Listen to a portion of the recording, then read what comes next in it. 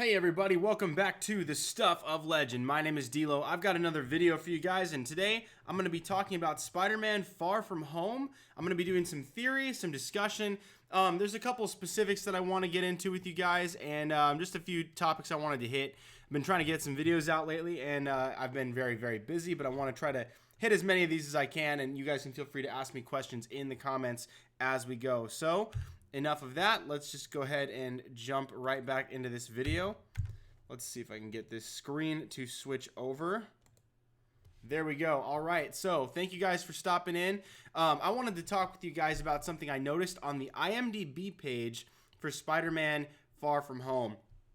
Now, many of you guys know the formula that they did for Spider-Man Homecoming was vastly different than what they did for many of the other Spider-Man movies in the past. Now, a lot of the times what we see is there's a central focus on one villain, maybe two, but as we've seen in movies like Spider-Man 3 from Sam Raimi's trilogy or the Mark Webb Amazing Spider-Man 2, when you focus on too many storylines involving villains, then you can get convoluted and it can be a mess. Well, I know what you're thinking. Hey, Daniel, what are you talking about? Spider-Man Homecoming had 6 notable villains in the film. And to that I say, of course it did. That's what you need to do with Spider-Man. But isn't that contradictory? The answer is no, because they had 6 villains, but they had one central storyline. And that was the key difference between that and, say, Sam Raimi's Spider-Man 3 or Amazing Spider-Man 2 is they had many villains, but they prioritized them in a way that there was one overarching storyline, and the other villains were secondary, tertiary characters that kind of supported the primary storyline. They weren't the main purpose or the story behind the film, and it didn't get convoluted with too many stories going on at once. It wasn't hard to follow, as it was with Spider-Man 3 and Amazing Spider-Man 2. And I'm a huge fan of all those films. I really am. I mean, Spider-Man 3 was a bit of a train wreck, and I hated what they did with Venom, just like everybody. But it had heart. It gave it a good try. It just didn't stick the landing. Now, with Homecoming, many of us have agreed that, yes, Homecoming stuck the landing. Now, I wanted to talk with you guys about something I think has been in the news, in the controversy. Me and Ryan Profsgod from Nerdy Blurb TV had hit on this in a bro talk that has just happened a few days ago. Not sure that it's gone up yet on his channel, but be looking for that because we're going to be talking about a lot of the same stuff we're talking about here, but I wanted to focus on something vastly different that was not discussed in that video. So stick around for his video on his channel, but look out for this because it's coming right now. So there's an actor that you guys probably have not heard of. His name is Newman Akar, and he's credited in the film as being a character called Dimitri. Now, if those of you guys who are fans of the comics, you may know where I'm going with this. Before I touch on the punchline of this theory, I wanted to go over a couple of things, okay? So first thing we know is that Homecoming had 6 villains, and none of them died. All except for one being Jackson Bryce, the original classic version of Shocker, who got the costume, and then he was killed in Homecoming. And so he was the only one that really died. And there's 5 remaining villains that continue on in the storyline through potentially Far From Home and other storylines.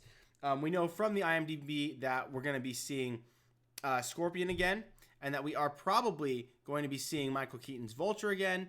The odds are strong that the others might either make a cameo or come back for maybe a 3rd film if that's the case.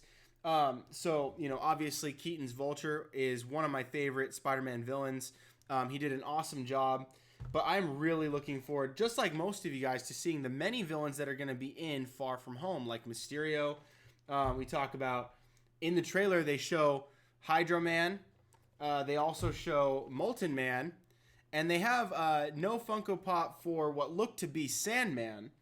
But regardless, they're clearly doing some of these elementals in the storyline. Mysterio is known to be a deceiver in the comics. If you're not aware who Mysterio is, he is a deceiver. So in the trailer, when he gets going and he starts talking about things like, oh, you know, the snap ripped a hole in the universe and the multiverse, and then I came out of that.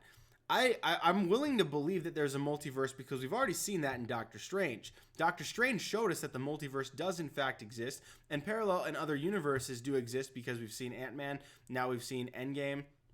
However, Mysterio, I believe, is playing off of an obvious fact, the mourning, the loss, and the return of many of the deceased and snapped in the snapping and then the return. The world is readjusting to a world after that kind of post-traumatic stress, really.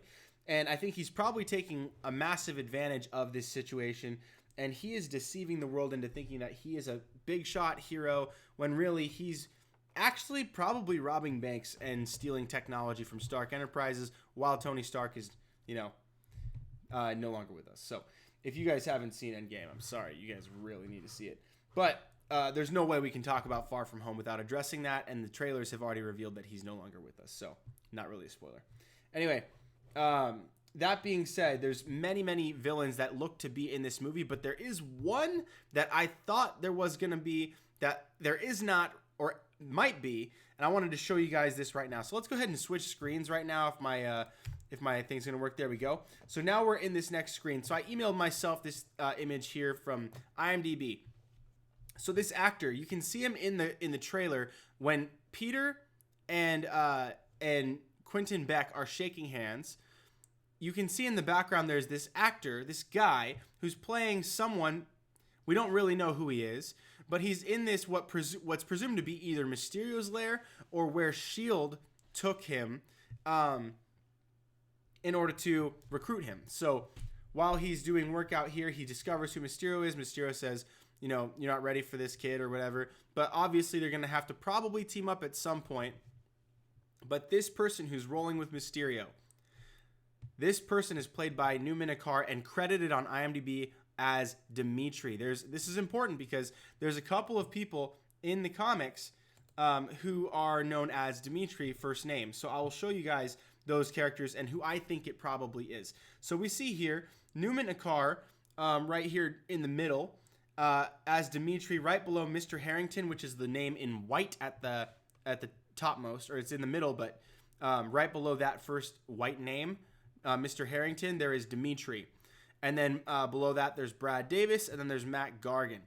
And many of these names are in the comics, but not all of them are villains.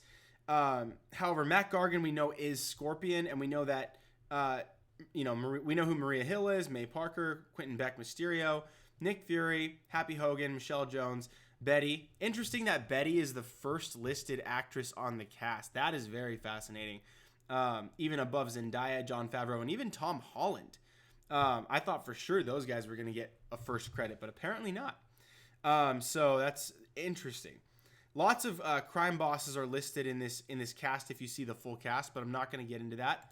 But Newman Akar, he is a Turkish and German actor, which is not heavily important, but we can probably assume he's going to be portraying some sort of an accent in the film.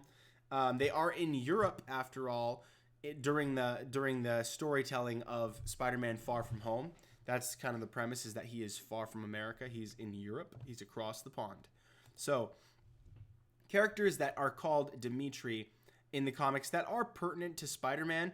One of them is Dimitri Bukharin, who is known as Crimson Dynamo, Airstrike, also Iron Man, but not the Iron Man we know. Krasny Dynamit, but his alter ego is Dimitri Bukharin. He was seen in Iron Man, and we know that this film is going to be heavily influenced by Iron Man, just as Spider-Man Homecoming was. It was Tony Stark was basically raising up Spider-Man to be a hero, and then we've seen in the trailers that one of the primary themes is Spider-Man's asking the question, the world needs a new Iron Man. Who can take his place? And so is it going to be Spider-Man, or is Spider-Man going to, at the end of the day, say, you know what? No, the world doesn't just need a new Iron Man. They just need a hero. And maybe he's not designed to be this world-changing hero. Maybe he's just the friendly neighborhood Spider-Man, and maybe that's who he's supposed to be. Maybe the city that is his hometown it's so big and so vast, maybe it needs its own hero, and maybe that's Spider-Man. So there is this character, Crimson Dynamo.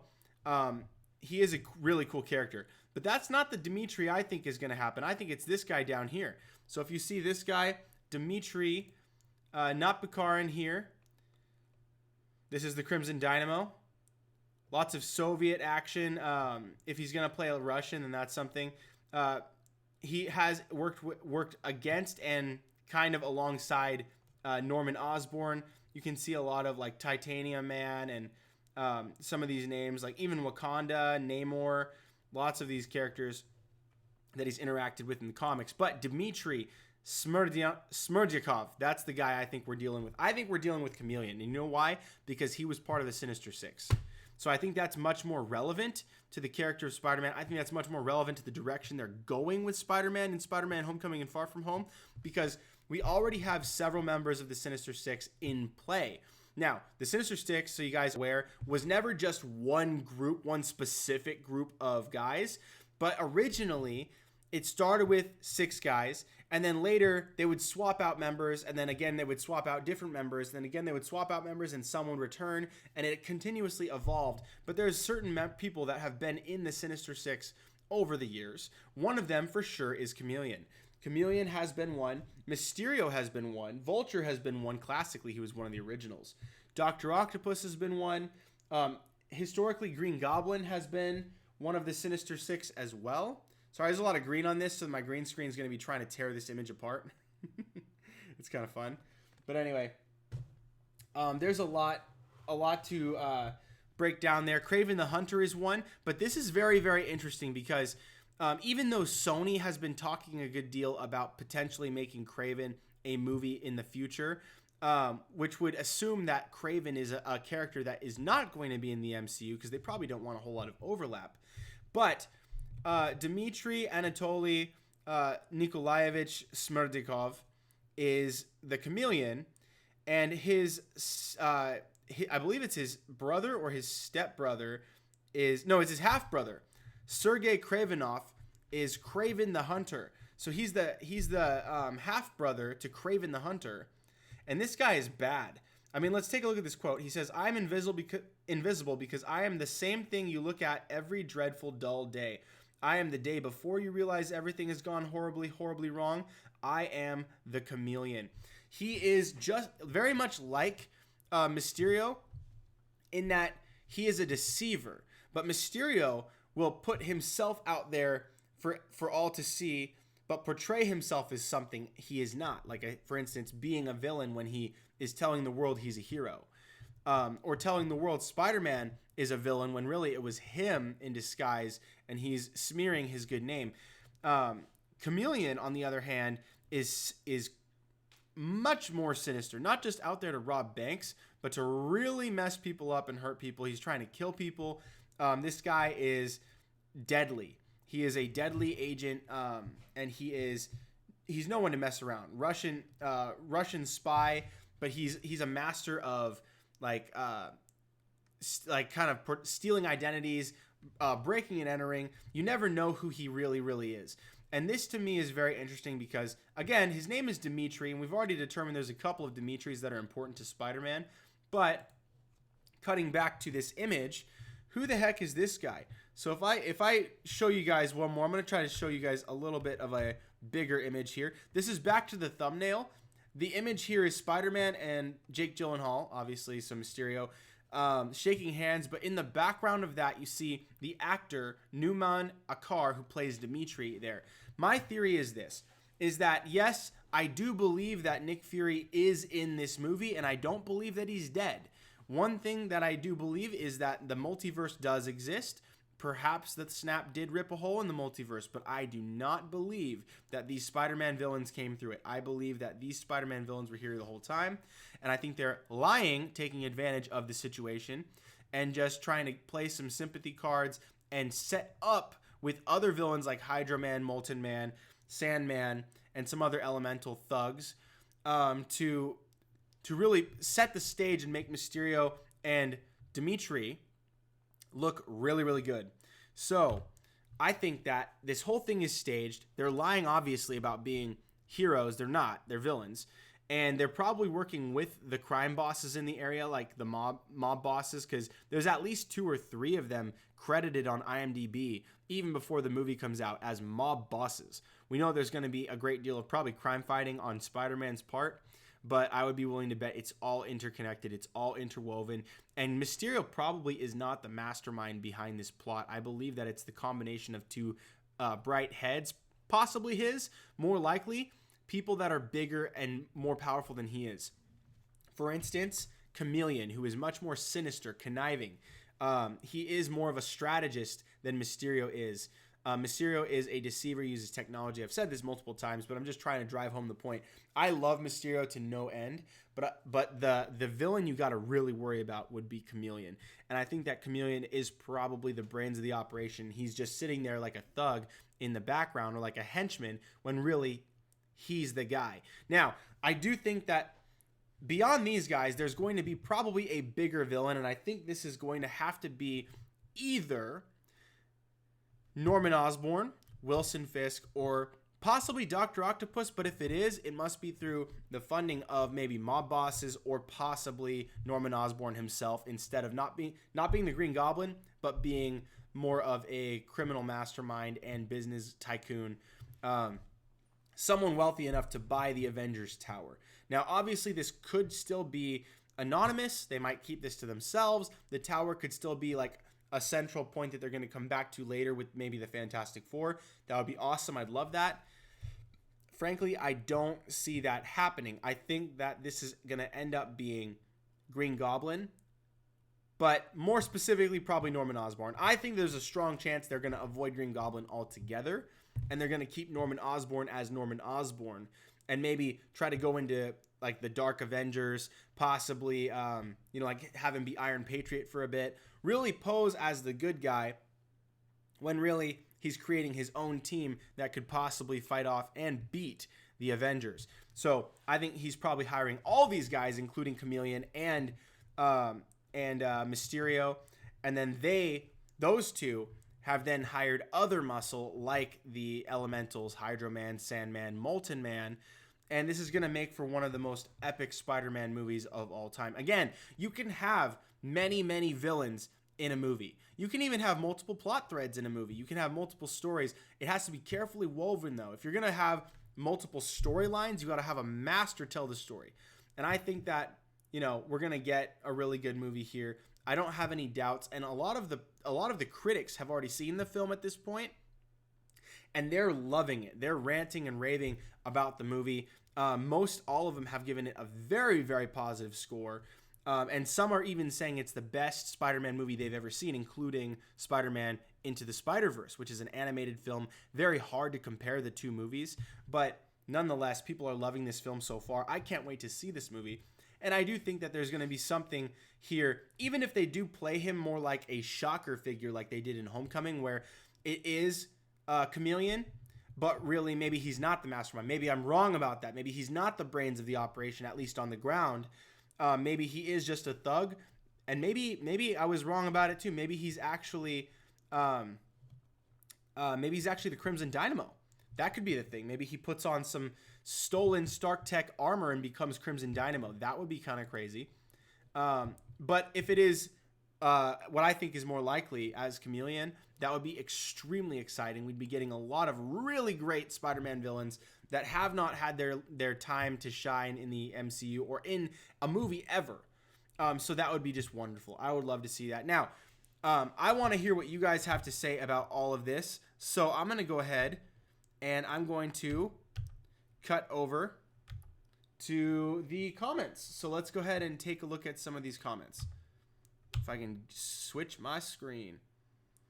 Let me see if I can. It's not switching. All right, I'm going to just go ahead and read off the top. So we got Halam899 says, hey, first time watching. I know that's not true. You're a very loyal fan. Thank you for tuning in with me. He says he is 100% Chameleon. Honestly, I genuinely believe that he is playing Chameleon. I think it makes sense. I think that Numenakar is very, very likely playing Chameleon. Look, even other articles are now running it. It says Spider-Man Far From Home adds Numenakar as Chameleon. That's not fact. That is speculation because the film has not come out yet. There's no way to know. So it also says Iron Lad should be in the next Iron Man. That would be really cool. Iron Lad is a character that I really appreciate from like the Young Avengers. I'm not a huge Young Avengers fan. I have some of their comics. I have enjoyed them before. I think a lot of the characters are nice and fun, But Iron Lad, I think, is the most intriguing out of all the bunch. So I agree. I would like to see Iron Lad, and I would like to see them explore his not only his origin, but where he's going to go and the primary struggle that comes with that character. If you're a fan of him, you already know what I'm talking about, what that's going to entail. So I'm going to leave that there, and I'll go to the next comment. So it says, Chameleon, Chameleon be one of the villains in disguise. I agree. I think that's exactly what's happening here. He says, hopefully Sinister Six are as good as the Spectacular Spider-Man or Spider-Man PS4. You know what? Spider-Man PS4 was absolutely incredible. What they did in that game, the storytelling, the ability to really draw you in emotionally in a game, make you cry. Like, I actually teared up at several points throughout the game. I didn't expect that. I expected to just have fun, be quippy, beat up some criminals, work with the cops. It was a lot of fun, but man, did it really grabbed me. So I appreciated that about the game. And Spectacular Spider-Man is great as well. Let's read the next one. Kingpin Easter egg. You know what? There very well could be a Kingpin Easter egg. He's one of the people that I originally set up, I believe, could possibly be one of the buyers. Because you got to imagine, if Tony Stark was one of the only people that could have bought that big of a tower right in the middle of New York City, put your name on that giant monument, and then make it the Avengers Tower, that's a big plot of land in a very expensive part of the city, in one of the most expensive cities in the world to buy land. It's not cheap. You got to be dirty rich. So there's a handful of people I think would be able to buy the tower even if they wanted to. Kingpin is one of them. Green Goblin, well, I keep saying Green Goblin. I mean, Norman Osborn is one of them. Reed Richards is one of them. Potentially Luke Cage with the Heroes for Hire could possibly do it. It's possible that any of those guys could be the buyer. Or other mob bosses, possibly even Hammerhead might be able to do it with the old money that the crime syndicates have had over the years. It's possible, but it's more likely that someone like Norman Osborn got their hands on it. Especially with the direction they're going. They're clearly building up to a Sinister Six. So I'm excited for that. Hammerhead or Tombstone are leaders. Yeah, honestly, like if we got Tombstone in this movie, that would be more than I could have ever asked for. But it does actually look like we're going to see either Hammerhead or Tombstone because they're dealing a lot with mobs. The IMDb list here, you know what? I'm just going to go ahead and pull it up. So I'll go ahead and see if I can find this. I don't see mob bosses on the initial cast, but if we say click full cast, and then we come down here. So down here, Mac Gargan, Ned, Mr. Delmar, Flash Thompson, Australian Backpacker, Mr. Bell. If we keep going. Okay, so at Anthony Molinari, we have the mob guy. And then we keep scrolling down. Joseph Long is a mob boss. We keep scrolling down. And then we have Peter Bancole as a mob boss. And then we have Bruno Bellotta, mob boss 2. And then we have, let's see, if we keep going down. Okay, Angela Ku Reina as Angela Ku. She's mob boss. So again, another mob boss. And Sokol Kahani is a mob boss. Like, we're seeing a lot of mob bosses in this movie. And I'm just scrolling. I'm literally just scanning for the word mob with my eyes. Lots of different tourists, high school students. Yeah, so that's pretty much as far as I was able to kind of just scan and see. I want to see this person really quick. Angela Ku Reina. Yeah, Spider-Man Far From Home. So there's a lot of mob bosses. Clearly there's going to be a gathering of mob bosses at some point. So I would assume that we're going to get at least a Tombstone, at least maybe Hammerhead. One of the mob bosses in the city is going to be involved here. To what degree, I have no idea. Who is gathering them? It could be Mysterio. It could be Chameleon. It could be Norman Osborn. It could be, like, there's a number of people that we don't know are in the film that could possibly be doing this gathering. Or Spider-Man might just see some activity going on and try to backtrack it. And eventually he discovers the mob. Then he discovers the mob is working with someone else. And that might lead him back to realizing that Mysterio is not a good guy. So those are my thoughts. I think that it just seems to make sense. It's consistent with what Spider-Man does. His villains are, without having to tweak and twist it too much. I believe in the multiverse, but I do not believe that Mysterio is from the multiverse. I think he's lying about being from the multiverse because he's a liar. And I think he's lying about being a good guy because we already know he's not. He's a bad guy. So that to me is something that seems obvious, but a lot of people have disagreed. A lot of people online have been like, no, the trailers say this. And I'm like, yeah, the trailers say a lot of things. So anyway, I'll leave that there. But anyway, let me take over some of the comments really quick. Hammerhead or Tombstone, we already did that one. Norman Osborn could be the end credit scene. Yes, I believe the end credit. And I've heard from the critics have said there's two very important end credit scenes. So someone even said that it was the most important pairing of end credit scenes for both of them that the MCU's ever had. Now, there's been more pertinent, more relevant ones that stand alone, but most of the time you get like an important one and a silly one. From what we're hearing from these critics is that both of them are incredibly important and relevant. So that's exciting to me. I'm really pumped to see this movie. I'm really excited to see the end credits, to dig into that, and to just get going on some more of this news because you guys know we love some of this news. So let me take over some of these comments. Let's keep reading. It says, wait, are we live? I thought it was just a video. Jesus, I'm stupid. No, you're not stupid. It is live indeed. So I'm taking the comments. I'm going with you guys back and forth. If you guys ever see the red button, or the red dot when you like see a video, that means that it's going to be a live recording or it's a premiere. So you guys, it'll sometimes when I do the fan casting summits, those are not live recordings. They are live premieres. And so if it's a premiere, oftentimes it's a video that is scheduled to upload, but you will be there, like the guy who uploads it myself will be there in the comments, and we'll be chatting it up in the comments, not in the video because it's recorded, but in this case, it is live. I'm reading your comments as we're going, and then this will be saved as a video after we do the live. So, yes, hopefully that answered your question.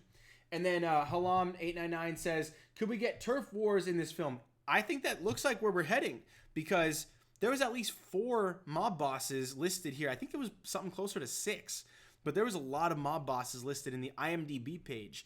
Obviously, it's not always what it seems on the IMDb because, like for instance, Catherine Langford was in the IMDb credits for Avengers Endgame, and yes, she was in the film technically, but they cut her scene for time, so we never really got to see her. But the Russos confirm who she was playing. Now, because there's going to be the extended release of Endgame in theaters, which means that it's still in theaters. They're just going to keep it in theaters and then add a couple of scenes after the movie. So like the movie's going to remain the exact same, but after the credits roll and they do that signature thing at the end, the tribute to the 10 years, after that happens, they're going to show a deleted scene that was cut for time and then some sort of a tribute and then end credit. So it's likely going to be 2 things. We're not sure what tribute means. It could be a tribute to Stan Lee. It could be a tribute to the 11 years. It could be like a special blooper reel. It could be some sort of like, I don't know, like fan tribute or message from the directors or something. We really don't know. So nevertheless, there will be a deleted scene, probably the one with Catherine Langford. If I could put my money on it, I'd say it's the one with Catherine Langford. Second, I think we're going to get to see a tribute, probably to Stan Lee, possibly in general to the MCU. And lastly, there will be an end credit scene. I'm pretty sure that's what we can interpret from what Kevin Feige had said. That's a whole nother video. But to answer your question, that's what I think we're going to get. And Turf Wars, yes, I do think we're going to get Turf Wars. To be honest, so Renato Canelata says, to be honest, I just want to know what the big plot twist is. I could take a number of guesses on that. I'm going to go ahead and suggest that I think that the plot twist is that it's Norman Osborn. I think that's the ultimate plot twist is that Norman Osborn has been pulling these strings for a very long time. Possibly he hired Chameleon in the background. Maybe one of the guys dies. Maybe one of like either Chameleon or if he's, I'll tell you what, if he's Chameleon, I don't think he's dead. But if it's Crimson Dynamo, I think he's dead. I think he's gonna die. And a bigger plot twist would, I think, be introducing Donald Glover's character, the Prowler, as opposed to just being a criminal. So I think that would be really cool, because they started that off in the other in Homecoming, him buying the tech, or at least trying to buy the alien tech from Shocker and Jackson Bryce.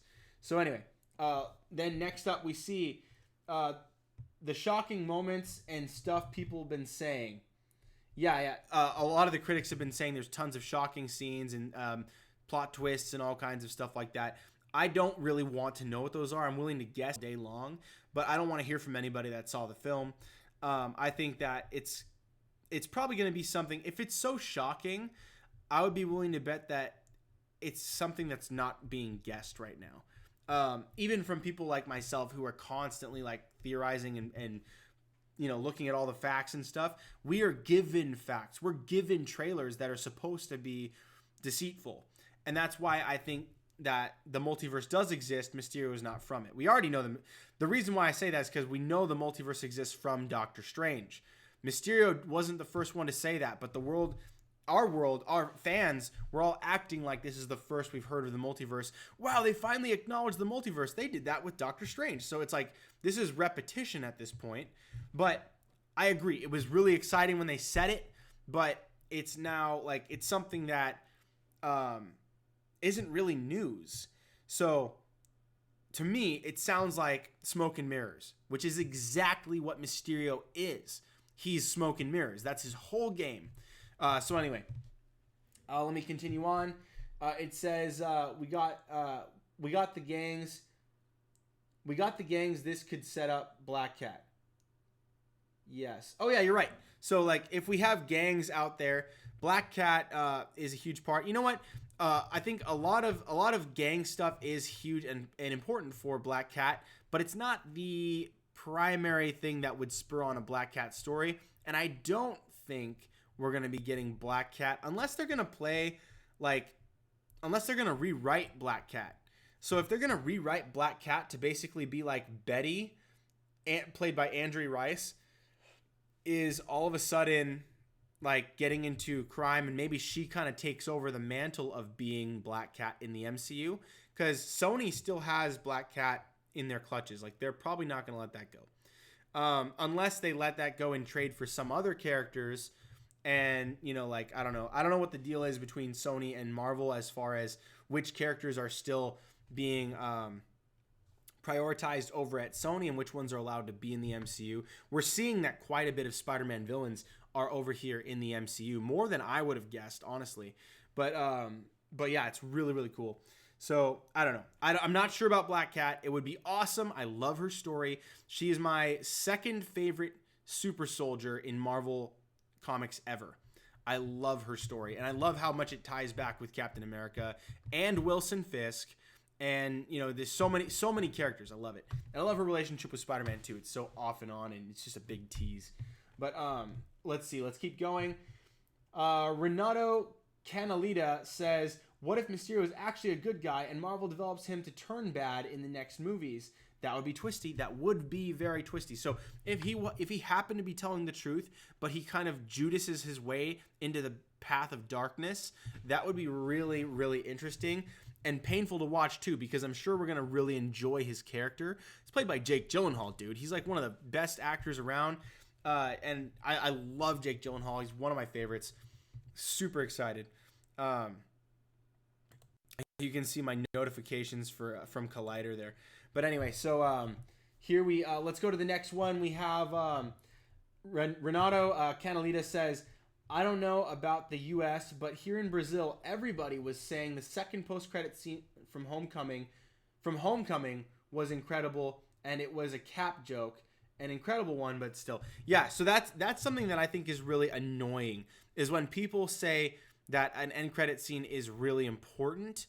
but when it's one of the gag ones, so like for instance, the end of Captain Marvel, the scene with the Flurkin, the cat, and he, the Tesseract and that kind of thing, that to me was funny, but wildly unnecessary. And it certainly didn't seem important. Obviously, it tells you how S.H.I.E.L.D. got their hands back on the Tesseract all those years later. That was helpful, and it was world building. It helped to tie Captain Marvel back into the MCU and make it really feel like it was part of the MCU. I get that. So it was important for Captain Marvel, but it wasn't important to the MCU as a whole, because for us, we're already past that piece of knowledge. It didn't build the MCU. It just kind of helped to stitch it together a little bit more. As far as what I would consider important or relevant would be something that is happening now that builds for the future. So that would be really nice. I would like that to happen. And I agree with you on the Captain America thing. It was really funny. It became a meme. It was nice, but it was not important. We didn't need that. It was just really funny. So I agree. Let's see here. Jeffrey Lane says, hello everyone, DC and Marvel fan here, so don't kill me. I'm with you. I am a DC and a Marvel fan unapologetically, and I think that choosing a side for the sake of choosing a side is pretty dumb. So if you hate me for that, that's totally fine. It's your opinion. So let's see. Welcome, Jeffrey Lane. You're a man of my own heart. That's pretty good. And then Halam99 says, as I'm British, hopefully we get Spider UK. That would be really cool. It would be fun to just see him like maybe trying to put on different costumes, like in some sort of quick montage, and one of them happens to be the British costume. That'd be really cool. The UK costume. Andrew Garfield should play as Spider UK if we play as him. Yeah, you know what? That's a great idea. I don't want to give too much away, but you're definitely going to want to watch Nerdy Blurb TV's Bro Talk with me, because I think his is going to be called None of This Really Matters, or it's one of his segments. I really love his channel. You should go check him out. Best editing on YouTube, hands down, no contest. And I think that you guys are going to get a kick out of our discussion, because we talked about this just on a bigger scale. We talked for a really long time, and it was a lot of fun. So then let's keep going. Jeffrey Lane says, I would love to see a scene with Spider-Man UK as against Mysterio on his Earth. So yeah, again, if you're going to take the multiverse thing very literally and take Mysterio, the liar, at his word, then yes, if he's from the other universe, then if Spider-Man traverses into those other universes, I would love to see maybe Mysterio taking on UK Spider-Man Andrew Garfield. That would be awesome. There was a rumor that Tobey Maguire was going to be in this movie because he was seen on the IMDb page, which can be edited, by the way.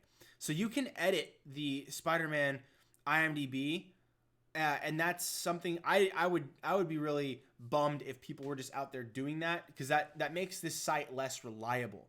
I would hope that would be not the case. But for a time, he was seen. Andrew Garfield, I'm sorry, not Andrew Garfield. It was Tobey Maguire was seen on the IMDb page for Spider-Man Far From Home.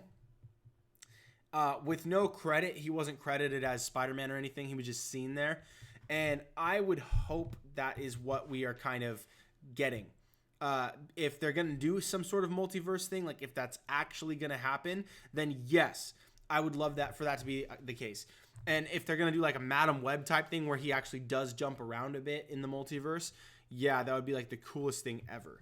And so let me see. I gotta move some of these Funko Pops. I was going to show you guys a few of these if we got on topic, but I kind of got through my point without having to talk about certain things.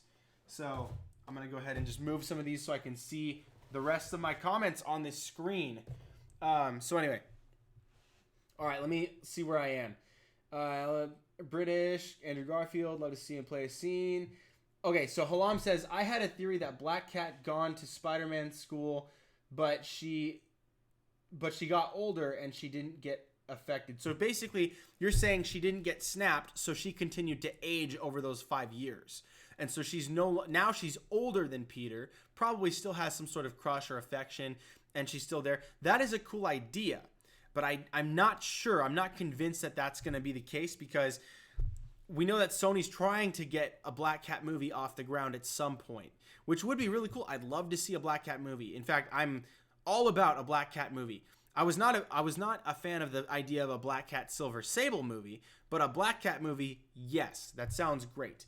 But because they're so invested there, I don't think we're going to see her on this side. I don't think we're going to see her in the MCU.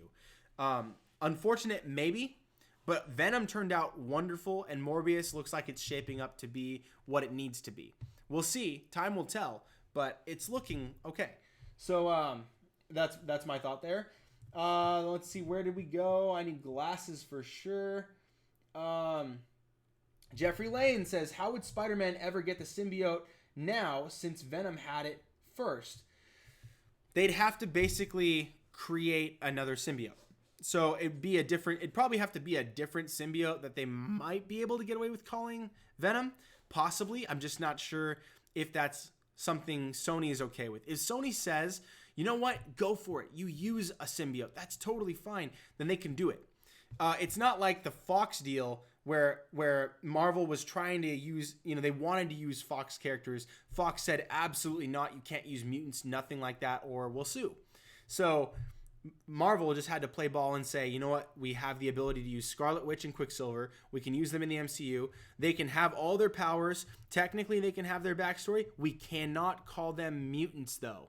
So, loophole, we'll just have the villain who appreciates the power they wield call them miracles. Easy loophole. So they were able to use Avengers characters like Wanda and Pietro, but they just couldn't call them mutants.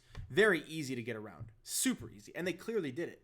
They did it easily, beautifully, wonderfully. And if you want to know more about how the mutants already exist in the MCU, I have a video on that. Shameless plug. Go check it out. I think it's called Mutants Are Already in the MCU Explained, or something like that. So check that out. Let's see the next comment. Let's see. Okay, it says, Halam says, I have a feeling that Black Cat go to ESU and Spider-Man going to meet her as Felicia in the film when he starts going to ESU as he is a freshman and she's a senior. Yeah, so I mean, again, that plays into the thing that I addressed earlier, is that I don't think she'll be in the MCU, but it's a good idea. I mean, that sounds reasonable to me, that she's at college. She's a little bit older because of the age difference, the gap. He gets unsnapped. He's still the same age. So, yeah, I mean, it makes sense to me. It just doesn't seem like that's going to be something that's going to happen. So, next, Renato Canalita. Sorry, I'm butchering your name every time. It says, if they want to make a joke post-credit scene, I hope it has to do with Peter having to babysit Morgan Stark. That would be, you know what? That would be sweet. Like, that would actually be, like, heartfelt. I would probably start tearing up a little bit. I mean, as a dad, I can't watch Endgame or even Infinity War for that matter without tearing up. Like, so much of it is just so emotional and impactful. Endgame specifically really got to me. I think I cried like 7 times, dude. It's really tough. Once you become a dad, especially if you have a daughter, it's impossible to not like relate to those moments. So anyway, next up, it says, Jeffrey Lane says, thank you very much. I want to see Image and Dark Horse comic book movies as well. Yes, I would love to see Image and Dark Horse. You know what I would like to see from Dark Horse? Star Wars. Now, technically, Marvel has that back, so whatever. But you're right. I would love to see more comic book movies made by any and all comics. Image Comics, Dark Horse, you name it. Like, seriously, you name it, I would love to watch it. It sounds awesome to me. I'm just super into these right now. And then let's see if they want to make blah, blah, blah. We saw that one. Renato Canalita. Anyway, your channel is fire, man. Thank you so much. I appreciate that.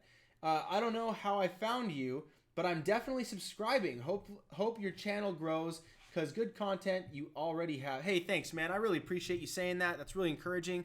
I do this because I enjoy it, but I do it because I enjoy connecting with you guys. So when you connect with me, when you randomly find me on YouTube, even if it's kind of a garbage video, if it's a video where the quality's not that great, or like my Brightburn trailer, which is oddly enough my most successful video, is probably my worst video. I mean, I made some good observations. It aged really nicely, and people were blowing up the comments and whatnot. It really hit home with a lot of people. The Brightburn trailer, it's got over 32,000 views, but that by far, like all my other videos are like 30, 40, 100 views. That one cracked 32,000 views. I'm really proud of that one, but I'm also confused because the audio is terrible in that one, and the video is not that great. You can see my water cooler, my water heater behind me. It was before I had the green screen.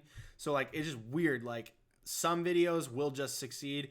Some of them you have no, like you just don't know. And I'm really grateful that you found me because I want to be able to connect with you guys in the comments and talk with you guys about all this stuff because that's what I love doing. So thank you very much. I'm really grateful for the subscription. If you guys haven't subscribed yet, make sure you do that. I really appreciate it. Halam899 says, do you think any of the young Avengers go to Peter Parker? If any of them do, it would probably be, I would say, Hawkeye's daughter or Ant-Man's daughter, and they'd be much younger. So I do think that Marvel is building the young Avengers. I think we're not going to get them for another 5 years. I think their plan was to get them done right around the same time we're going to start to see the X-Men as well. And that's one of the reasons why I think the X-Men are going to be diverse in age, but a lot of them will be older and a lot of them will be much younger with some in the middle. I think it's going to almost work out like X-Men Evolution, just not to the exact same degree, because we're going to get Wolverine out on his own. The X-Men will probably be on their own. We might even get a British, like an Excalibur team, I would bet. And then we might even get to see Wolverine's first mission out there as part of either an origin story or out of Alpha Flight. I would really like to see that because I want to see all these like obscure characters come and get some attention. As we know, Marvel is they're really fixing to get some attention with some obscure characters, you know? Not a lot of people know about Hydra Man or Molten Man, and most people didn't know about Sandman before the movie. So, not everybody reads the comics, but everybody goes to see the movie. So I would love to see some of those characters get some attention. Let's see. What is this? It says, Halam says, I'm both. I'm not sure what that... Oh, you meant for the Marvel and DC fandom. Yes, I love being both. A fan of DC and Marvel. I love that. I love both. Very, very much. Shazam was sick. If you didn't see Shazam, it's literally... It's basically the equivalent of Spider-Man for... It's Spider-Man for DC because it's like that childlike wonder. It's their kid superhero that we can all relate to because in our childhood we all aspired to those great things, and it's like you get to see Billy Batson kind of embody that, and the family messaging in that movie is wonderful. It was just a great movie. So check that one out. And then it says here, comic book fan of both. Side note, from Jeffrey Lane. Side note, I want John Cena as U.S. agent. Dude, I literally emailed myself that today as a topic to discuss. I just didn't have time to record that. But yes, John Cena as U.S. agent is a great idea. I know that we're going to get the TV show on Disney Plus with Sam Wilson and Bucky. That's going to be really cool. And obviously, Sam Wilson is now Captain America. But we're still going to get Bucky as Bucky. It would be awesome if all of a sudden they have to not only fight bad guys, but they have to face the rise of another unique character like U.S. Agent. I think that would be just awesome. I think it'd be wonderful. And especially John Cena. I think if anyone can do that, it's probably John Cena. He's not the best actor in the world, but he is an actor that is growing. Bumblebee was a good movie, and I think that John Cena at the beginning of the movie, he felt really like unattached. He felt like he was kind of trying really hard to get his lines out, and it didn't feel that great. But by the end of the movie, His lines were seamless. His connection with the other actors was really solid. His delivery was wonderful. I mean, it just felt natural by the end. In the beginning, it's very obvious he was struggling. By the end, he's doing a really good job, and you don't notice it anymore. And I think that he's improving. He's notably improving in his acting ability. And I think that he would be good if you gave him the right role, and U.S. Agent is that role. I believe it. So I'm with you on that 100%. I'll make a separate video, but yeah, we can talk about that later. Thank you for that comment. I really appreciate that. Renato Canelita says they will wait till Peter is 21 so he can go out with Black Cat. Yes. I think they will wait until he's 21, unless they're both just in high school. If they're both in high school, it's probably not going to be like a big deal. I mean, he's clearly macking on, on Zendaya's character, Michelle Jones, the quote unquote MJ, not Mary Jane, but MJ. And so, I would like to see maybe in the third film, maybe he is 21, depending on how long it takes him to get to a third film. If that happens, I do think it'll happen. Because Tom Holland kind of spilled the beans that he was signed on for a trilogy, and I don't think Civil War counts. So, yes, I think that we're gonna get that, and who knows? I would like to see that. Maybe they will wait, maybe they won't. But whatever it is, they'll both have to be over 18. That's just the bottom line. So either they're both under or they're both over. They're not gonna play that like, oh, she's 17, because then you can get in trouble. So then let's see where are we right now? Side note okay, here we go. Hugh Jackman was on the Endgame one. I'm not sure what you're asking or what you're saying here. Hugh Jackman was on the Endgame one. Oh, you mean someone must have added him as an IMDb credit? That very well could have happened. Again, I hate that they have an open edit button on a site like IMDb, because I used to be an actor. I did some acting work. I actually have an IMDb. In fact, I think I might even be able to show you guys. I had like I had literally 2 things, and then a couple commercials that are not credited here, and then a music video that won some like award or something. But yeah, this was me. So I haven't been on here in a long time. 2013 and 14 was when I was acting. And it didn't work out for me. I just didn't want, I realized that was not what I wanted to do.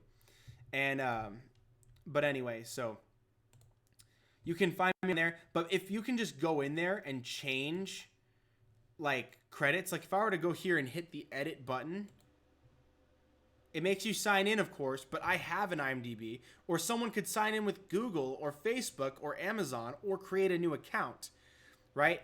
That's super whack, dude. You shouldn't be able to go in and make those kinds of adjustments. You should have to actually be someone that has, like, there should be someone whose job it is to update these things. That would be really good. Or like a team of people that are just constantly working on these things, updating them, getting updates from, the cast and crew to say, hey, like the director called, so-and-so's no longer in the movie. Okay, they're not credited, whatever. So that would be something to, I think, really tie down. You shouldn't have open ends on that. You know what I mean? But anyway. All right, next up, we say Carl Urban. Oh, so Jeffrey Lane says Carl Urban should be Wolverine or John Bernthal, one of those two. I agree. I love both those guys. I actually did a fan casting. I chose 10 actors who I thought would be really good as Wolverine. I did an art piece for 2 of them. I believe I showed that art as well. So you can check that out on my channel under fan casting. It's under one of my fan casting playlists. You can find that, or just type in Wolverine fan cast, and I think that'll be one of the top 50, like 40 if you're willing to scroll or something. Might even be less than that. Might be top 20 videos. But you can find that on my channel regardless. It's not that old. And so yeah. So anyway, let me see where the comment went. Jeffrey Lane says, I want Wolverine with the suit and mask. Finally, I could not agree with you more. When people tell me that there are comic book characters whose suits do not work in live action, I just say BS. I say phooey. That is not at all true. Look at people like, for instance, Daredevil.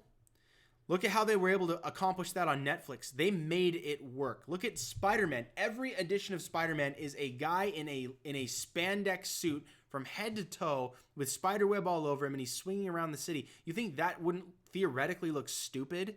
But we believe it. We are able to accept that because that is who the character is. We recognize the character from the comics. That's what we know them to be. Our expectations are already set. But when we see it on screen, our expectations are met. So if you have a character like frickin' Mysterio, Captain Fishbowl Head, and then you bring him to life on screen, if they did not put him in the fishbowl, I would have been really upset with the film. I would have had a big serious problem with the film. But they had the balls to put the fishbowl on, to give him the full costume, the green, the gauntlets, the cape, the big flowing cape, all of it. And they made him a showboater. They made him like crazy.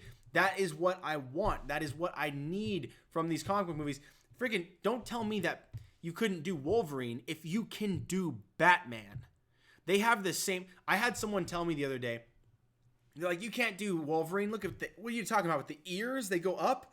I was like, one word. Well, two words if you hyphenate. Batman. It's Batman. Batman has the ears. Like, why are we still having this conversation? And there's like, yeah, but the yellow and black. I was like, Mysterio, green and purple. What? We're gonna do Barney colors now, and we can't take that seriously? We're all about to. The movie's getting crazy good reviews, and so like I'm just saying, like there is not a single. I do not believe there is a character in the comics that could not be brought to life with a close to accurate comic book costume. I really don't. I think that almost every single one can work if you play them correctly. If you cast them right, if you make them look accurate enough. Now, one exception that I was pleasantly surprised by, but they actually did a lot of justice to, was in Homecoming they did Vulture. They drastically changed his look, but they did pay tribute to him towards the end where they cracked the helmet. They gave him the same green suit. They gave him the talons on the feet. He had fur around the collar because it was a pilot's jacket with fur around the collar. I thought it looked amazing. I really liked the helmet. The helmet gave it that beak look, which was really cool too. So it was a little bit modernized because, you know, he wasn't imbued with like everlasting life like he was in the comics. And in the Spider-Man TV show and whatnot, like where he finds kind of this like fountain of youth type thing. But instead, they gave him a technological base for his powers more so than like the mystical, and it 100% worked, and it worked in the MCU. So that was an adaptation that I was okay with, and it looked really cool. It made sense, but for Wolverine, you can't have someone go up against Hugh Jackman and his wonderful performance as Wolverine unless you're going to have him be significantly more comic book accurate. That's why my top pick for Wolverine was Scott Conn. He's 5'5", and he's got the right build shape, like the body shape. He's got the right head shape, jaw shape, very masculine build. Even though he's small, he's short. He is stocky. He's muscular.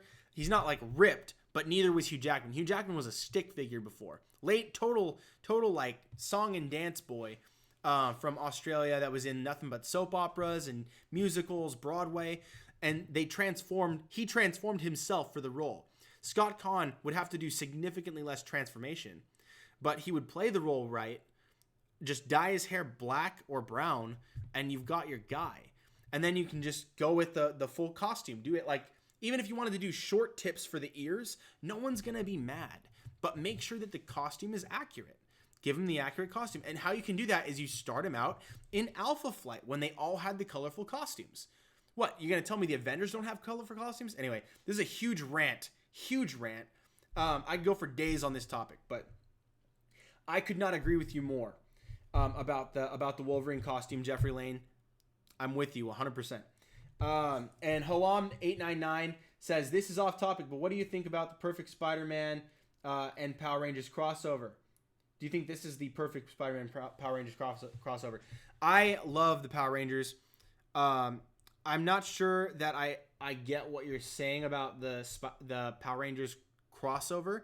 I would love to see a Power Rangers Spider-Man crossover. That would be awesome. One of my favorite comics of all time is kind of a gimmick comic, but it's it's Justice League versus the Power Rangers.